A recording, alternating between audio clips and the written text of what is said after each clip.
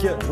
Bon, alors là, il y a des journaux, là, aujourd'hui. Oui, mais oui, et les journaux s'inquiètent du prélèvement à la source. C'est leur première inquiétude. L'humanité estime carrément que cette réforme des impôts est une usine à gaz. Regardez, avec au moindre dysfonctionnement, un afflux de demandes auxquelles les agents des impôts ne pourront pas faire face. Alors, est-ce que ça se passera bien, se demande aussi Les Échos en couverture, journal qui souligne cependant que la défiscalisation des heures supplémentaires ou la prime d'activité devrait, quant à elle, soutenir le pouvoir d'achat des actifs.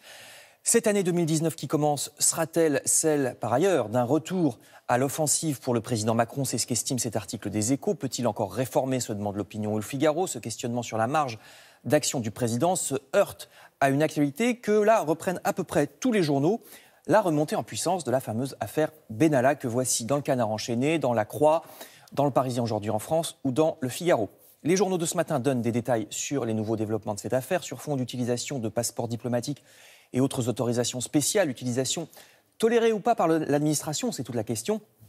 Le Canard enchaîné croit savoir que lors du premier épisode de cette affaire l'été dernier, pendant la garde à vue, la police aurait découvert qu'Alexandre Benalla était en possession de ses passeports diplomatiques, mais ces documents lui auraient été restitués à l'époque. Je vous renvoie à tous ces journaux si vous souhaitez en savoir davantage. Mais ce qui vous intéresse peut-être en ce début d'année, c'est surtout le contenu de votre porte-monnaie. L'humanité voit les choses en noir et considère que la plupart d'entre nous n'auront que des miettes.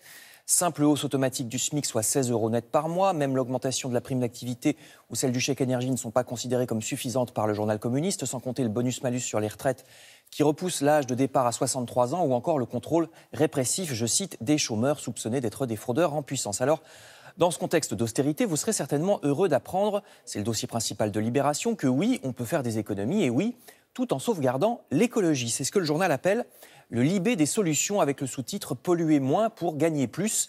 Réconcilier écologie et social serait possible aussi bien au bout du monde avec l'énergie solaire qui s'avère être une excellente solution pour fournir un peu d'électricité aux habitants du tiers-monde, comme ici à Madagascar, ou bien au contraire tout près de chez nous avec l'essor des maisons passives, c'est-à-dire des maisons qui ne consomment presque pas d'énergie.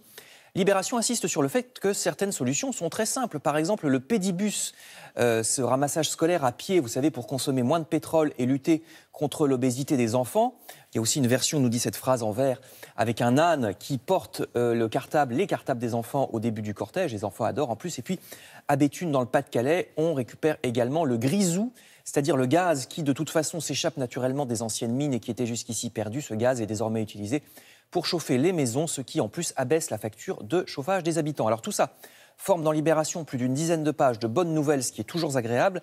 Et je termine avec deux autres infos dans le même ordre d'idées. Vous apprendrez dans La Croix que l'Agence nationale de sécurité des médicaments autorise, et c'est nouveau, l'expérimentation du cannabis contre certaines maladies. Grande victoire parce qu'on sait depuis longtemps que le cannabis a de meilleurs résultats avec moins d'effets secondaires que certains traitements actuels. Mais pour l'instant, les cannabinoïdes étaient toujours interdits. Et puis l'autre bonne nouvelle, vous voyez, c'est dans le Parisien aujourd'hui en France, l'augmentation des aides financières pour le remplacement d'un véhicule ancien par un véhicule plus propre. Le journal vous explique comment faire pour en bénéficier. C'est bien ça, de temps en temps, une ou deux bonnes nouvelles là, Exactement. pour commencer l'année. À tout à l'heure, vous serez là pour la revue de presse culturelle.